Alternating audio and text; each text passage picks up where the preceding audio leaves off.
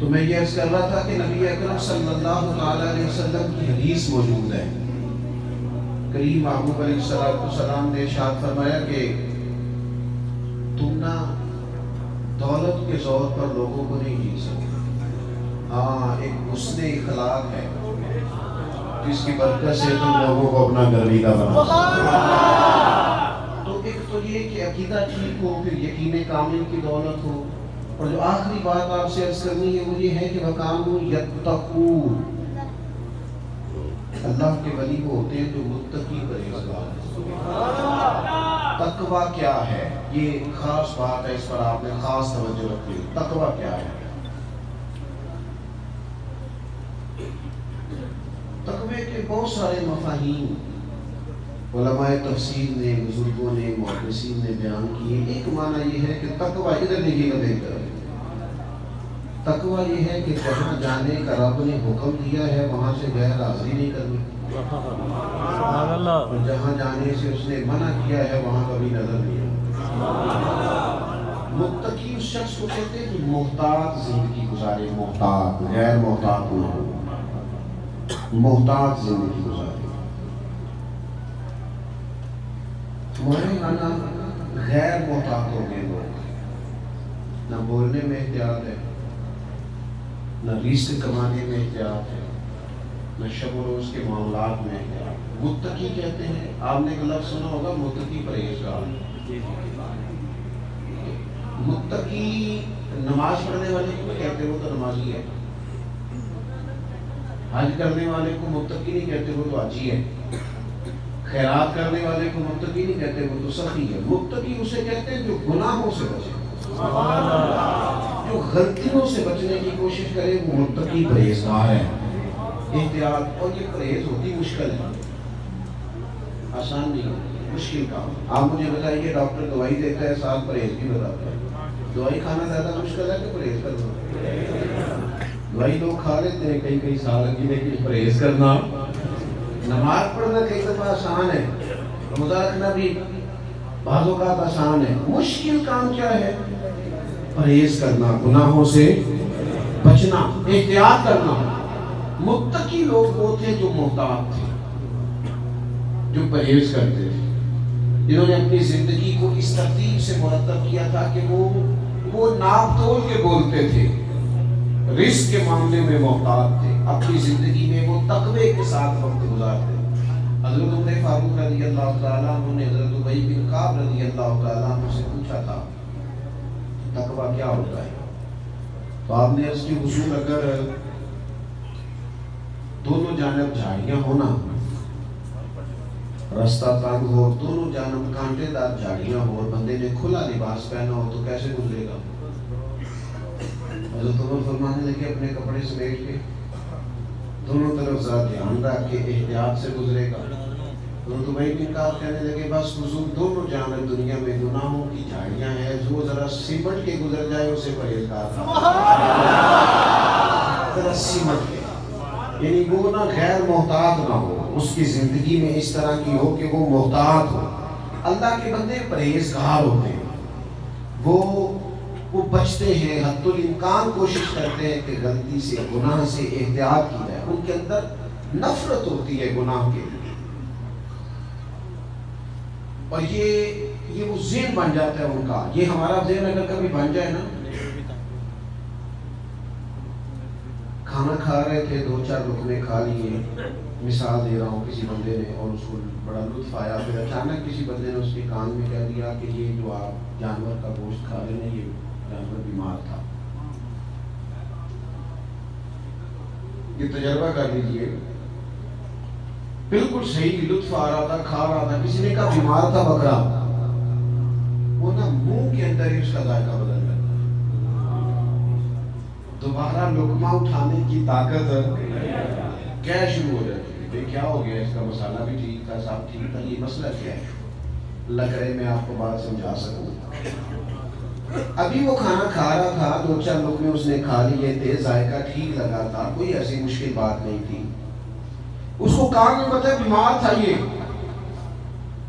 وہ دماغ میں ایک بات فٹ ہے یہاں، وہی کلک ہو گیا کہ یہ تو نے کھانا، اس کا ذائقہ بدل گیا، ہو سکتا ہے وہ کیا کر دے، بھئی یہ سمجھ لیں اللہ کے نیک بندے کے دماغ میں فٹ ہو جاتا ہے یہ گناہ ہے، اس سے اللہ ناراض ہو جاتا ہے، فٹ ہو جاتا ہے، لہذا گناہ کبھی بھی اسے لذت دیتا ہی نہیں، اس کی طبیعت ادھر مائل ہوتی نہیں، کیونکہ وہ متقی پرہیزگار ہے، وہ احتیاط ایسی ہوتی ہے کہ وہ پہلے سے فٹ ہوتا ہے، لیکن مسئلہ پتہ کیا ہے، ہمارے یہاں بیمار جانور کا گوشت تو لوگ نہیں کھاتے، ذائقہ بدل جاتا ہے، لیکن اگر روپیہ 5 لاکھ ہو جائے،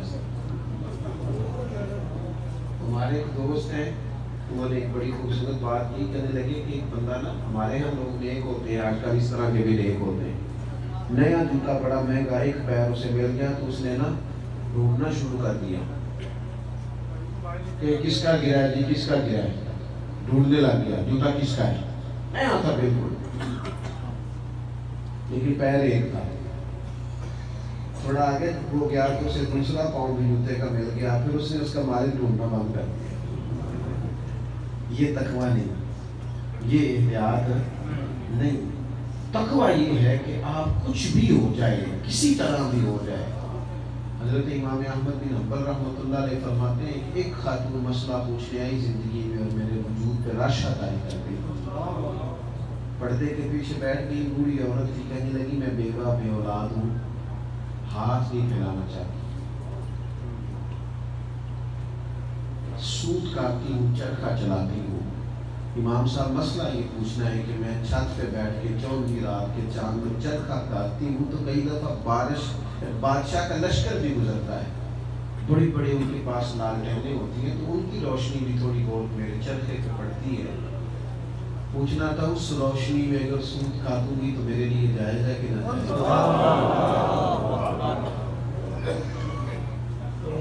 حضرت امام احمد بن حنبل فرماتے ہیں دنیا میں کسی نے پہلا سوال پوچھا کہ میری چیخ لی، تڑپ گیا، آنسو کسے نے رواں جا گیا، میں نے کہا بہن تو کون ہے،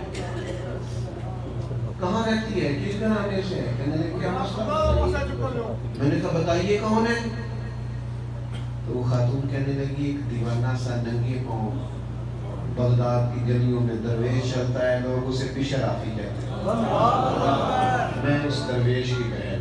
حضرت امام احمد بن حنبل فرمانے لگے بہن کوئی اور مسئلہ پوچھتا تو میں کسی اور رائے کا اظہار کرتا، تیرے گھر سے لوگ دین سیکھتے،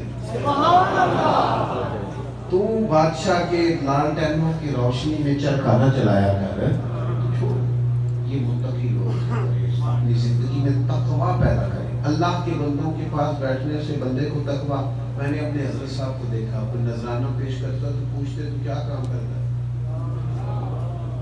کیا کام کرتا ہے، میں یہ کہا تو بڑا غریب آدمی ہے، تو مجھے 1000 دے جائے گا تو مشکل ہو جائے گی، تو اس طرح کا 50 روپے دے جا، تھوڑا سا زندگی میں احتیاط پیدا کریں۔ تو 4-5 باتیں عرض کی ہیں، ایک تو اولیاء اللہ کی تعریف یہ ہے کہ وہ اللہ کے دوست ہوتے ہیں، ان کے پاس بیٹھنے سے رب بندے کو نصیب ہوتے ہیں۔ دوسری بات یہ عرض کی ہے کہ ان کے عقیدے مضبوط ہوتے ہیں۔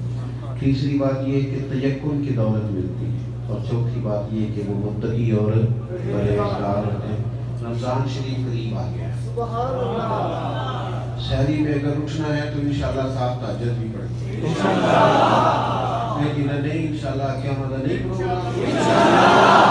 پروگرام نہیں کہ تہجد نہیں اٹھیں گے انشاءاللہ تعالیٰ شہری کے لیے تو 20 منٹ پہلے اٹھے، بڑی پسند ہے یہ نماز میرے نبی، اور آپ کو لطف آئے گا انشاءاللہ تعالیٰ۔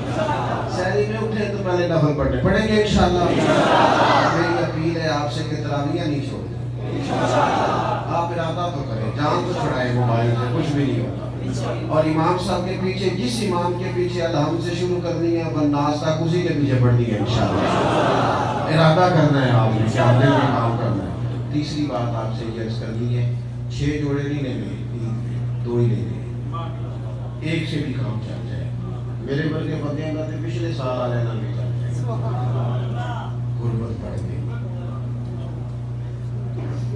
حکمرانوں کی آنی جانی میں اور یہ کہانیوں میں غریب دب گئے، مجبوریاں بڑھتے ہیں، تکلیفیں زیادہ ہو، ہم کیوں ان کے سامنے شکایتیں کریں جنہیں احساس ہی نہیں تھی؟ اور ہم رسول اللہ کے امتی ہیں، نبی پر کے ماننے والے، ہم خود ایک دوسرے کا سہارا کیوں نہ بنیں؟ ہم رحمت للعالمین نبی کے ماننے والے، ہم اپنے دائیں بائیں دیکھیں گے نہ اپنی گلی میں رشتہ داروں میں دیکھیں گے، اور ہم نے کسی کو کہنا ہے کہ ہم تمہیں زکوٰۃ دینے لگے ہیں، ہم اسے کہیں گے یہ دینا ہمارے طرف سے عید کا تحفہ رہا ہے، اور ہم اسی طرح احتیاط سے تنہائی میں رات کے اندھیرے میں اسی طرح جس طرح امام زین العابدین کرتے ہیں، اکیلے میں ہم نے اپنوں کا خیال رکھنا ہے، اپنی خواہشات ضروریات کو کم کرنا ہے۔ یہ رمضان میں 3 میری آپ سے گزارشات ہیں، ایک تو آپ نے تہجد کی نماز نہیں چھوڑنی، دوسری یہ کہ تراویح کا اہتمام کرنا ہے، اور تیسرا یہ کہ سخاوت کا مزاج پیدا کرنا ہے۔ اللہ کی بارگاہ میں دعا کرتا ہوں رب تعالیٰ ہماری حاضری کو قبولیت کا شرف عطا کرے۔ وما علینا